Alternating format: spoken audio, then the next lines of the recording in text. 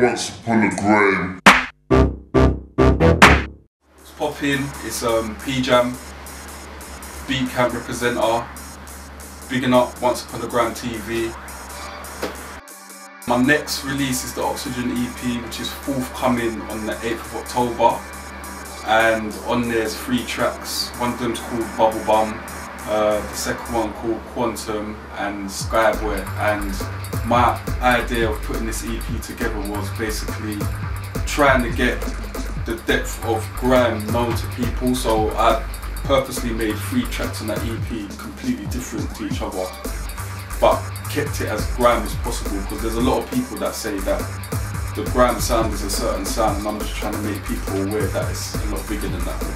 So yeah. The EP itself, track by track, I'll break down my influences and my thought process behind them. So with Bubble Bum, my thought process behind Bubble Bum was basically it had more of a funky influence, like that Champion sound, that Roster, that kind of sound. I had that kind of influence in it, and I tried to keep it as punchy and as dark as possible. So that's my thought process behind that tune. With Quantum, I tried to keep it vintage kind of grime, so like the grime that people kind of are familiar with that tune, but tried to keep it very synthy and colourful as possible.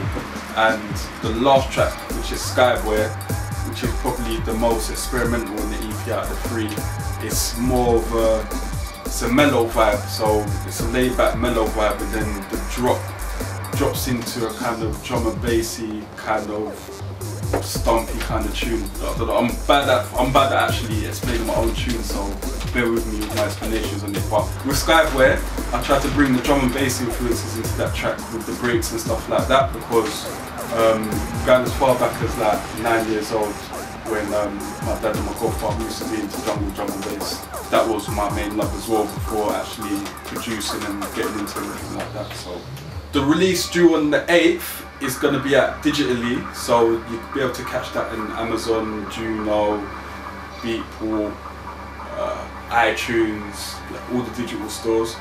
And later on, we're going to plan a vinyl release. It's actually the first part of like a 2-part series what we're going to do. So you're going to have Oxygen 1, which is due out digitally on October the 8th. Then you're going to have the second part of Oxygen, which will be due out probably 2 months after that.